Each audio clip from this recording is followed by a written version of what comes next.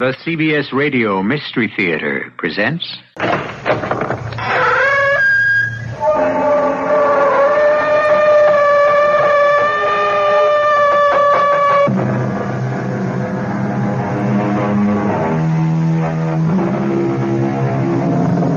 Come in. Welcome. I'm E.G. Marshall. Welcome to the world of terrifying imagination. In 1843, a Dr. James Braid of Manchester developed the art of being able to produce trance sleep. Of course, he was not the first. That honor belonged to Friedrich Anton Mesmer. But Dr. Braid did coin the name of this both beneficial yet potentially disastrous parascience, hypnotism. In the skilled hands of a doctor or a psychiatrist, it can be profoundly beneficial. But in the hands of an amateur or someone unscrupulous, it can be murderously dangerous. That's it, Marge. Just keep your eyes on the coin as it goes back and forth, back and forth. You're getting sleepy, so sleepy. Your eyelids are heavy. You can't hold them up. You've got to sleep. Sleep. Sleep. She's under, Mark. You're putting me on, Jeff. She's faking. No, she's under, all right. She's a hypnotist's dream. Very suggestible. Look, I'll prove it to you. Watch this. Hey, don't hold it there. Just long enough to show she doesn't react. You could have burned her. Oh, come on. You think I'd do anything to hurt your sister? Well, now that you've got her under, what are you going to do? What would you like her to do? Jeff asked me, what would you like her to do? Well, I would have liked her to murder my father. I wondered how Jeff would have reacted if I'd said that out loud. It almost came out anyway, since it's all I think of these days. How to murder, destroy, wipe out my father.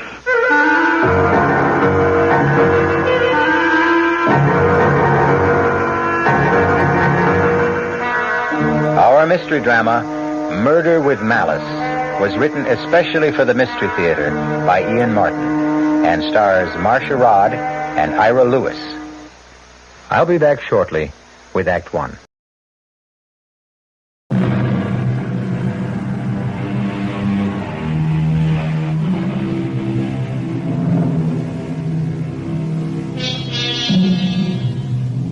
In Principles of Mental Physiology, Carpenter wrote, "The method of producing this state consists in the maintenance of a fixed gaze on a bright object placed somewhat above the line of sight.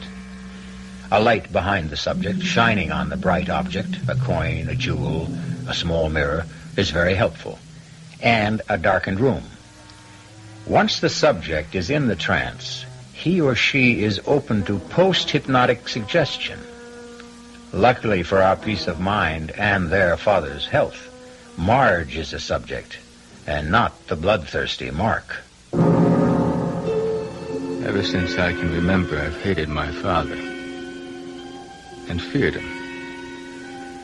But never more so than these last 2 years, since he killed my mother.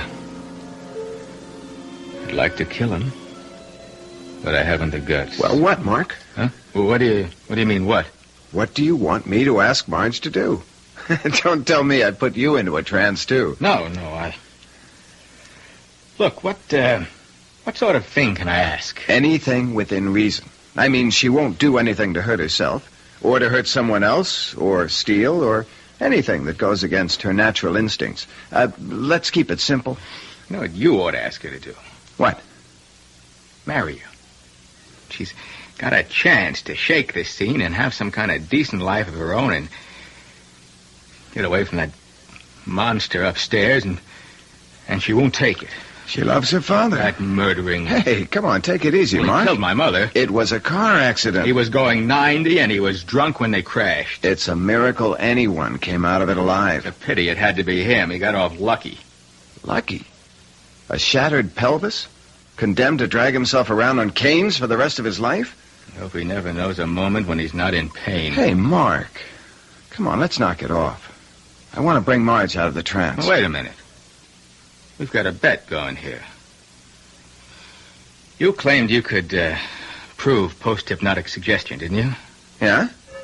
Well, suppose you...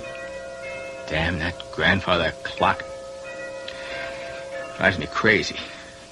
Old man's pride and joy hasn't missed a chime since the day he was born. Did it wake Marge? No. She'll stay under till I bring her out of it. What were you going to say before? Well, suppose you were to tell Marge to hit up the old man for $5,000 tomorrow at breakfast. Would she do it? Well, she might if she thought it was justified. Well, tell her I need it to pay off some debts. Do you? What's the difference? She won't get it? No, Mark, I'm sorry. No go.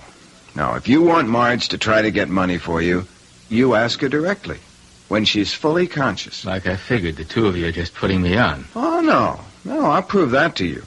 Marge? Marge? Yes? I want you to do something for me. Tomorrow morning. All right. What time's breakfast? 9 on the dot. Another of the old man's fetishes. Okay. Now, Marge, I want you to come down and be at the breakfast table at 2 minutes to 9 tomorrow morning. Then, when the clock strikes 9, on the last chime, no matter what's going on, you will say, "Hickory-dickory-dock, the mouse ran up the clock. The clock struck 9, and I feel fine, hickory-dickory-dock." And you won't remember you said it.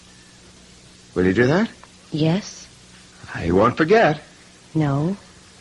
Now, you've been having a nice rest, but it's time to wake up and feel refreshed and relaxed. You will wake up when I say now. Now. I feel as if I... What are you staring at? The two of you. Jeff, did it work? Mm-hmm. You really put me under? For about 10 minutes. Well, that's scary. You know? Why, if you can make me draw a blank like that, you can make me do anything. Oh, no, don't worry. I couldn't make you do anything you didn't really want to. I should hope not. Where did you learn this handy little parlor trick? Well, I once took some courses in parapsychology. Do you feel relaxed, Marge? Is your headache gone? I have to admit I do. And no headache. I really feel as if I'd had a whole night's sleep. You're a master magician. No, anyone can do what I did, provided he has the right subject, and that person is willing. Not that I'd advise it, though. It's a dangerous thing to fool around with. But, your friend uses it in his practice. Dr. Frank? Oh, yeah. Occasionally, if it's indicated. Actually, he's relatively conservative for a psychiatrist. I don't need him. Well, honey, I'd like to see you get rid of those headaches. I'm not a candidate for the couch yet. Well, I guess I'll hit the sack. Thanks for the fun and games. Good night. Night, little brother. Good night, Mark. Little brother? Didn't you ever know? I was the first twin to arrive. It's only one of Mark's resentments. He's the one who really needs analysis. Marge, Mark's problems are his own. Yours are something I want to see solved. I don't know why you waste your time with me. If I had any sense in this mixed-up noodle of mine, I'd marry you, have 4 children, and live happily ever after. But I just can't. Because you feel yourself tied to your father. I can't leave him alone, Jeff. I love him. I think, for your sake, Jeff, you'd better forget me. Will you do me one favor first? Will you just go to see Dr. Frank for a few visits? You think I'm that bad off? Well, Marge, you've been pretty mixed up ever since the accident. I know. Okay, Jeff. Maybe you're right. Let me think about it, and maybe I'll call your Dr. Frank tomorrow. Tomorrow? What is it, Jeff? Nothing. It isn't important. It'd be more complicated to undo than to do now. I'll I'll call you then and explain. Morning, Mark. Morning, Dad. You're surprisingly early. Yeah, I wanted to ask you something. If it's money, no. Dad, I'm in bad trouble. Then dig yourself out. Dad, Mom left me money that will come to me when I'm 30. Why can't And very wise of her. Maybe in another 6 years you'll be able to handle it instead of gambling it away. It wasn't Mom's decision. You talked her into it. I most certainly did. Look, you don't understand. I'm mixed up with some very hard guys. If I don't pay them off... Oh, don't talk nonsense. They'll wait for their money. Good morning, Marjorie. Good morning, Dad. Mark, am I late? No, dear, it's just 2 minutes to 9. Sit down, have your orange juice. I'll pour the coffee first. You sound very chipper. Yes, I had a wonderful sleep last night. Relaxed as a kitten. I wish I could say the same. Well, that's what comes of having a guilty conscience. And what about yours? I wanted to shout at him as I pushed my chair from the table violently and went to the sideboard. I was seething with hate at his smug self-righteousness. Guilty conscience. If he only knew how guilty, how much I wanted him dead. Serving breakfast plates for Marge and me gave me time to regain control. Then the clock began to strike 9, and my mood improved. A small revenge, but if Jeff's trick worked, at least I'd see the pompous old ass look foolish for once. What time did Jeff Henderson leave last night? I think I'm old enough not to have to answer questions like that. Well, I think I have the right to ask any questions I want to in my house. Because I want to know if you're thinking again of marrying Jeff. Hickory dickory dock. The mouse ran up the clock. The clock struck 9 and I feel fine. Hickory dickory dock. What? What did you just say, Marjorie? Me? I didn't say anything. I just asked you a perfectly reasonable question, and you replied with a silly nursery rhyme. Nursery rhyme? Dad, I don't know what you're talking about. I didn't... She doesn't know. She said it. Keep out of this, Mark. It was post-hypnotic suggestion. It was what? Marge had one of her bad headaches, and Jeff thought he could cure it by hypnosis. And he did. But what's this about... Hypnosis? Marge, I must say I didn't think you'd be this foolish. I don't want Jeff Henderson in this house again. Dad, I'm the one the trick was played on. Where's your sense of humor? I haven't had any sense of humor since I lost your mother. No, don't help me. I don't need anyone. I can manage by myself. I don't expect it from my son, and I don't ask it from you, Marge. Dad, Oh, let him go, Marge. He's only looking for sympathy. Why do you have to be so hard on him, Mark? Because I hate him. I always have. Mark, he's our father. I love him. Well, maybe we're not... What do they call us? Enzygotic twins, after all, huh? I mean, I guess we came from 2 different eggs because the only thing I want him to be is dead. I think maybe we both need psychiatrists. I'll get it, Williams. Yes? Are you Mark Prentice? Yes. Well, open up, fella. Let me in. Oh, now you don't want to see artillery, do you? Benny? Yeah. He sent me. What do you want? Oh, boy. Benny must be going soft. He lets you into him for 15 big ones. Now, look. I'm going to pay him. Oh, I know you're going to pay him. But when? Like, what's on account? I haven't got anything right now, but Benny knows that I come into my own money when I'm 30. You got 2 weeks, fella. 2. For whole account. Otherwise, a couple of broken legs, a little treatment around kidneys, you carry the rest of your life. And we'd still be waiting for the payment. You get the message? I'm scared. And I've never been so scared in my life. And I'm caught. They mean business. And I'll never change my father's mind. I'm going to have to kill him. But how? How?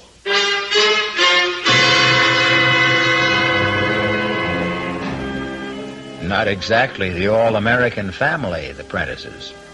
But then, where murder is contemplated, and where in fact it may be done, you don't expect to find very normal people.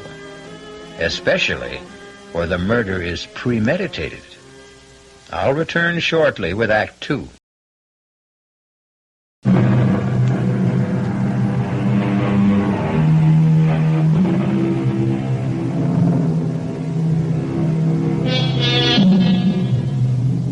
Almost 2 weeks have passed, and Mark has not been able to take any action toward solving his problems.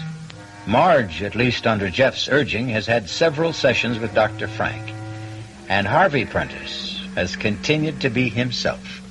Domineering, selfish, callous to any problems but his own.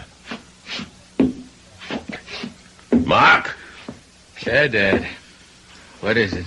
Where the devil is Marjorie? I think she's with a psychiatrist. What does she need with a psychiatrist? You'll have to ask her that. Oh, not again. I trust she's not going to be late for dinner this time. Search me. Well, when she comes in, I'm in the study. Oh, by the way, I see you appear to be all in one piece. No bruises, no damage. Did you pay off your debts? No. Well, I told you nothing would happen. I've got 2 days left to come up with the money. Look, Dad. No. Not from me. Do you know that I'm scared to go out of the house? Has it ever occurred to you that you should and get a job? That's the way to pay your debts off. I couldn't pay my debts off with any job I can get. Perhaps you should have thought of that before you ran them up. Oh, it's easy to hate my father. And even the fact of murdering him would not be all that hard. It's just how to do it without being found out. It never occurred to me that my sister might provide the answer. Marge! Jeff, what are you doing here? I knew you had an appointment with Dr. Frank. I have the car, so I thought I'd wait and drive you home. I don't feel like talking, Jeff. Marge, I haven't seen you in almost 2 weeks. You won't even answer my phone calls. Are you mad at me? Not exactly. Is it that silly stunt I pulled with that post-hypnotic suggestion? No. Well, it's ever since that evening. I know. All right. Let's get in the car and you can drive me home. Sure.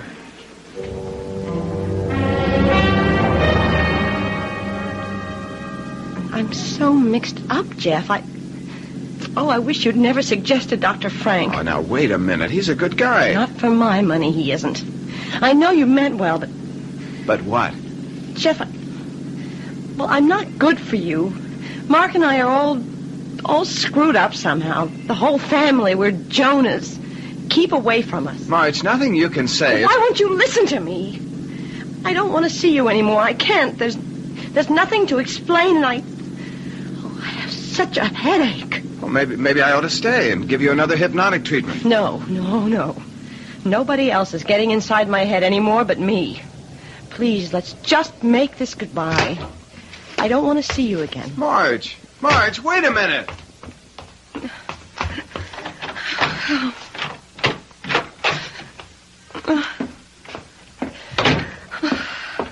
Hey, Marge. What goes? It's nothing. Just leave me alone. Okay. Play it your way. Oh, I'm sorry, Mark. I didn't mean to snap. It's just the top of my head's blowing off. I'm not going near that psychiatrist again. Oh, what's the panic? The things he keeps saying. I think he's the crazy one. How come? Well, I'm not going to go through all the double talk about the id and the superego and the ego, but what he finally got around to saying was that I was jealous of Mother. And because Dad put her first, I hated him and wanted him dead. Well, he's got the wrong twin. But how could he say such a thing to me when I literally gave up Jeff to take care of Dad? Search me. I mean, honestly, I thought an Oedipus complex was strictly from the ancient Greeks and for doctors talking to each other. Can you imagine me supposed to hate my father? How could you hate Dad when you dropped everything to take care of him ever since Mom died? See, that's because I'm supposed to have a fixation. And it's only guilt that holds me back from destroying him. What? He says that deep down in my subconscious or whatever, I really want to commit murder. You sure you know what you're saying? I know what Dr. Frank said. That I'll never get rid of my headaches till I get rid of my guilt feelings. And to get rid of those, I'll have to kill him. Dad? That's right. Well, there's a quicker way to get rid of headaches than that. How? Well, get old Jeff back to hypnotize you again. No. Jeff and I are through. I told him that tonight. Well, if you really want to get rid of a headache, well, I could have a shot at the hypnosis route. Jeff said anyone could do it. No, thanks. I'm taking my headache to bed. I won't be down for dinner. Of course, I didn't have the idea right then.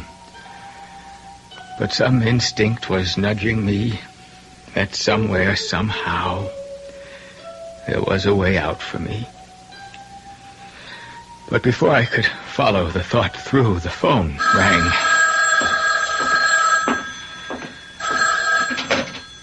Yeah, hello? Hello, Mark. Look, I'm working on it. I think I've got a way to... Benny says you got till day after tomorrow. And then you're out of time. Well, maybe I could raise... You better raise it off, though. Because that's when Uncle Benny's calling it in. Or by the deep six. Hey, mister. Mister! Who was on the phone, Mark? Someone for me, Dad. Did I hear your sister come in? Oh, yeah. Yeah, a few minutes ago. Well, did you tell her I wanted to see her in the study? No. Damn it, face me when I talk. Why not? Because she didn't want to see you. She wasn't feeling well. She went up to bed. Before dinner? She said she didn't feel like eating. And neither do I. What's the matter with you? I'm scared, Dad. That's what's the matter. I'm scared so bad I'm sick. Why? That was some hard guy on the phone. Benny's man. Who's Benny? The man I owe money to. Look, you've got to let me have it. No. You don't understand. If I don't come up with it the day after tomorrow, they could kill me. Don't be ridiculous. All I'm asking is to give me my part of the money that Mom left. Marge got hers. Marjorie could be trusted. You cannot. Please. I'm not your mother, Mark. You haven't got her around to bail you out anymore the way she used to. This time it's your problem and no one else's. The only way you'll ever get any money out of me beyond living expenses is over my dead body. The only way I ever wanted it from him. Over his dead body. And suddenly, at last, I could see the way to do it. Dinner was eaten in stony silence. Just the two of us. After it, my father went back to the study for coffee and brandy. I sneaked upstairs to my father's bedroom, which had been my mother's, too, and searched quickly through her drawers to find what I wanted.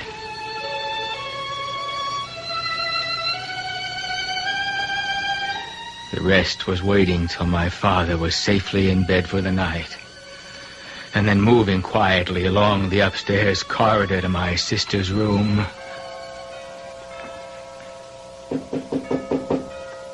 Who is it? Mark, may I come in? I suppose so. I knew you were up. I saw the light under the door. Dad came by to say goodnight an hour or so ago. I couldn't get back to sleep. What time is it? The witching hour. Midnight. Do you mind if I sit on the other bed for a moment? It's all right. My bed light in your eyes? Oh, no. It's just fine. How's the headache? Splitting. I wish I had some magic remedy. I just like to go to sleep tonight and never wake up again. No, you don't mean that. I do tonight. What's that swinging in your hand? That's a memento from better days. Remember, it's Mom's tick-tock watch. Oh, I haven't seen that in years. It's still so shiny. Where'd you get it? Oh, I've had it a while. Remember how when we were kids she used to put us to sleep with it? The tick-tock watch. Tick-tock, tick-tock, back and forth. My eyes used to get glued to it. Tick-tock, tick-tock, back and forth, till I began to get so sleepy. So sleepy. So sleepy. Sleep, Marge. Sleep. Keep your eyes on the watch. Yeah, your eyelids are getting heavy. Heavy. So heavy. You've got to sleep. Sleep. Sleep. Marge. Marge. I can't believe it. She can't feel the flame. Marge, you're asleep. But you can hear me. Yes, I hear you. Who am I? You're Mark. Am I your brother? Yes. Your twin? Yes. Do you know our father? Yes. How do I feel about him? You hate him. How do you feel about him? Marge, I asked you. How do you feel about him? I hate him too. Would you like to kill him? Yes. I've always wanted to. I want to kill him. I could hardly believe my luck. And just in time to save my neck. The perfect weapon for the perfect murder. My sister. But did I dare to use it? To hurt her instead of being hurt myself? What would they do to her? What would happen to her if I did what I was planning? And would it even work? What were the odds on the biggest gamble I would ever take in my life?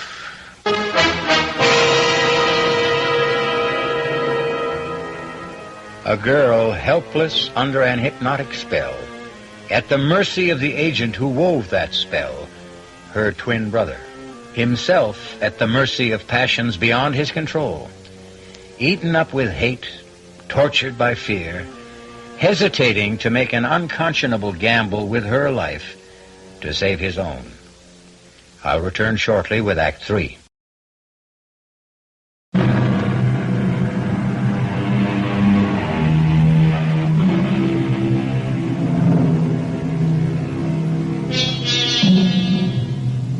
Marge lies still, her eyes wide open, but unseeing. Alongside, her brother Mark sits, his mother's watch still swinging its pendulum arc in his hand, unnoticed as he wrestles with the conscience which holds him back from this ultimate gamble. The gamble? Can anyone under hypnotic influence be induced to commit murder? she killed, they'd never do anything to her. There's a whole history. The encephalitis she had as a kid, the nervous breakdown after Mom died. She's going to a psychiatrist now. Sure, I can get her off. Temporary insanity. Yeah, that's it. Only will it work? What was it Jeff said? She won't do anything to hurt herself, or to hurt someone else, or steal, or do anything that goes against her natural instincts. Natural instincts. What does that mean? Doesn't it mean what we really feel deep inside, even if we don't know about it? It's a gamble, but the odds aren't bad. It's Mark, Marge. Can you hear me? I hear you. Remember a couple of weeks ago when Jeff was here and we got off on the hypnosis kick? Yes, I remember. And what started it? I don't know. I think, yes, talking about being kids. Remember how even then Jeff was into the psychic bit? Yes, the funny cards and guessing and trying to reach each other's minds. And who was the best? We were. Why? Because we're twins. Twins go together. Remember how we always liked the same things? Mocha ice cream and rare hamburger, buttermilk, crazy things nobody else liked. We liked, just like we hated. What did we hate? You know. Coffee, half and half, and hot dogs without relish, and people who lie or cheat or murder. Murder? Like Dad. He killed Mother, didn't he? There was an accident. He was too drunk to drive the car. Didn't you hate him after the accident? I don't know. Don't you hate him now? Yes, I hate him. Would you like to see him dead? Would I? I would. And we're twins, remember? Yes, twins. We always think alike, right? We always think alike. I want to kill him. Don't you? I want to kill him. Then listen. Tomorrow night he'll go to bed early. He'll be fast asleep by 10 o'clock, you understand? Fast asleep by 10 o'clock. I can promise you that. I won't be here. But when the grandfather clock strikes 10, you're going to go to the dining room, right? When it strikes 10, I go to the dining room. In the sideboard drawer. You know which one. His dad's carving knife. The one he keeps honed to a razor's edge with the sharp point, remember? I remember. The carving knife. Right. And then go to his bedroom and plunge it into his chest. Listen to me, Marge. You'll be doing what you always wanted to do. You'll never have headaches anymore because the guilt will be gone. You'll be destroying him just as you've always wanted to do. Killing what you hate, what I hate. Killing all the hate in our hearts. You understand? When the clock strikes 10 tomorrow night, I am to get the carving knife and take it upstairs and plunge it into Dad until he is dead. And when you wake up in the morning, you won't remember any of this. I didn't sleep much that night, and next day was an endless nightmare. By the time dinner was over, I was a wreck. But the real strain was just beginning. No, it was no sweat to slip the barbiturate in Dad's coffee, and later to help him up to bed half comatose and get him settled snoring for the night. It was after the clock chimed 8:30 that I finally left the house to establish my own alibi. Stopping carefully, I might add, on the way out, to make sure the clock was wound, although my father was usually infallible in seeing that it never ran down. And then I left the house.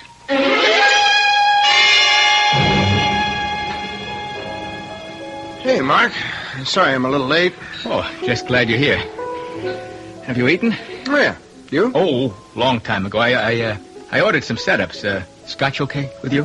One drink. Just thought we might have a talk together. What time is it? Around 5 or so to 9. Well, what you want to talk about? Marge.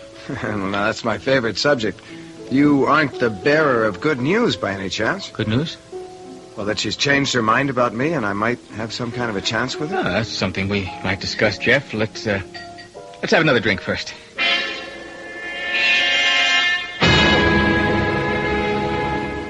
Where was I?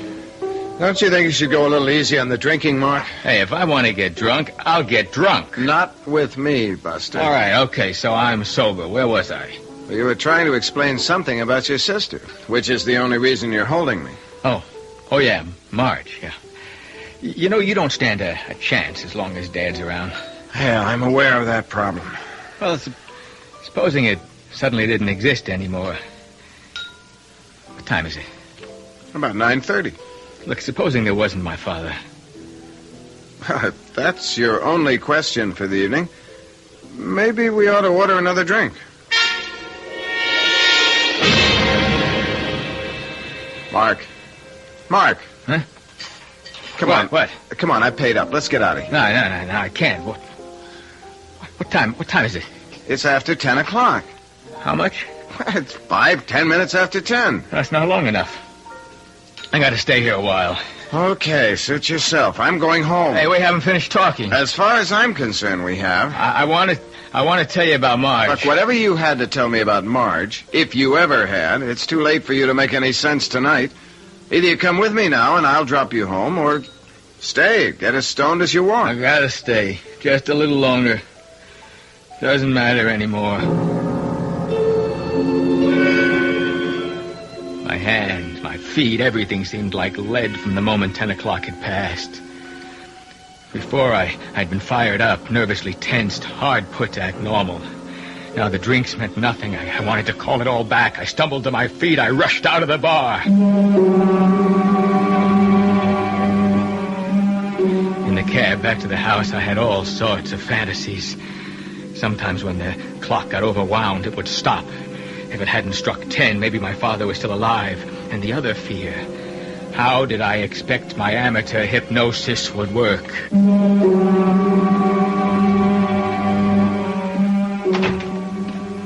In the house, empty. I was conscious of the echo of its sighs for the first time. Through the hall, up the big staircase, down the hall to my father's room. Everything seemed to echo. Carefully, I opened the door to my father's room and listened. No sound. I went in. I looked at my father where he lay, lit by a lamp on the far wall over the dressing table. The first thing I was conscious of was that he was breathing. Then I saw the carving knife on the floor. It was instinctive to pick it up. It was bright silver and stainless steel, glittering in the corner lamp. There was no trace of blood. He wasn't dead. And I knew I would have to do this by myself. By myself. There never had been any other way. So I came to the bed, lifting the knife up high to drive it home. And suddenly his eyes were open, looking at me, recognizing what was about to happen. In one convulsive shrug towards me, his eyes glazed over. But in that last moment, he said, You always wanted me dead. Dead. So, strike. Strike. For all the good it will do you.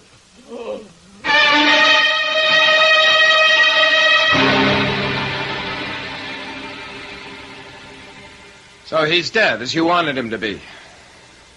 I don't have to listen to you. Oh, yes, you'd better listen to me. What you tried to do to your sister is beyond belief. She hated my father as much as I did. Your thumbnail psychology is about as successful as what you know about hypnotism. Oh, you put Marge to the acid test, and your hypnotic suggestion worked just as you planned it, up till the last moment. How do you know? Because your sister ran to me for help. At the last moment, she couldn't force herself to turn against love. Not for this one man, or me, or you, but just the fact that she was human and normal, and hate was no part of her. But love was. So she dropped the knife and ran to you. Well, you dropped it, too, didn't you?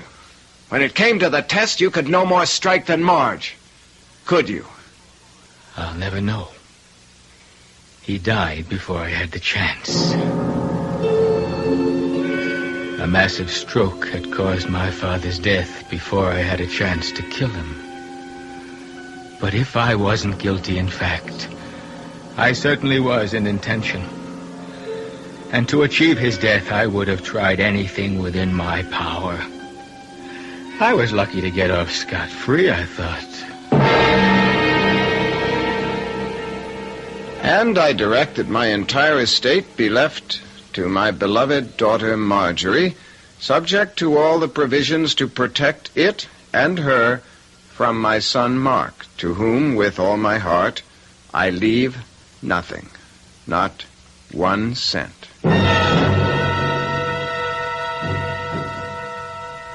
As attorney for the estate, Mark, I'm going to make sure your father gets his wish. Oh, sure, big deal. You figure to marry the heiress. I figure to protect Marge from you as long as I live. If I thought I could wring your neck by myself and get away with it, I'd be happy to do it. Luckily, I don't have to worry. No dough, brother. Not a penny. Go pay your debts.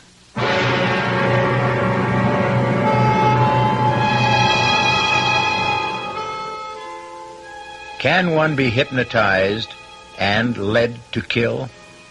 Certainly not from tonight's story, and highly doubtful, if not impossible, no matter who the subject might be. But just in case, I hope we have all learned that it is nothing to meddle with for the uninformed. Like all special areas in life, it should be used by the expert, only in cases of special need. I'll be back shortly.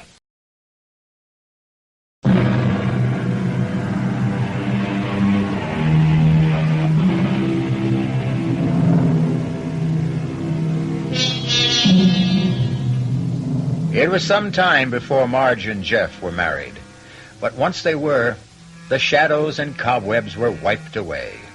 Mark was only a dark memory that would disintegrate in time as thoroughly as his corporal self, trapped in his cement boots in the shifting muck of the river bottom where he lies.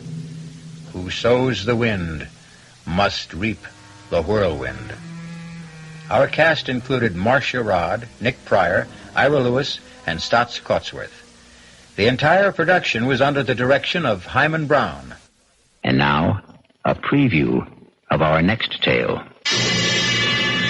The next card to Iris. The Ace of Hearts. Oh.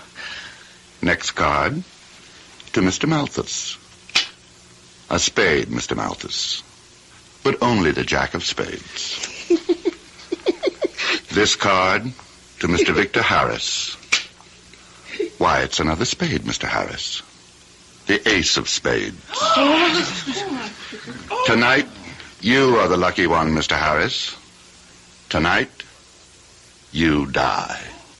This is E.G. Marshall inviting you to return to our Mystery Theater for another adventure in the macabre.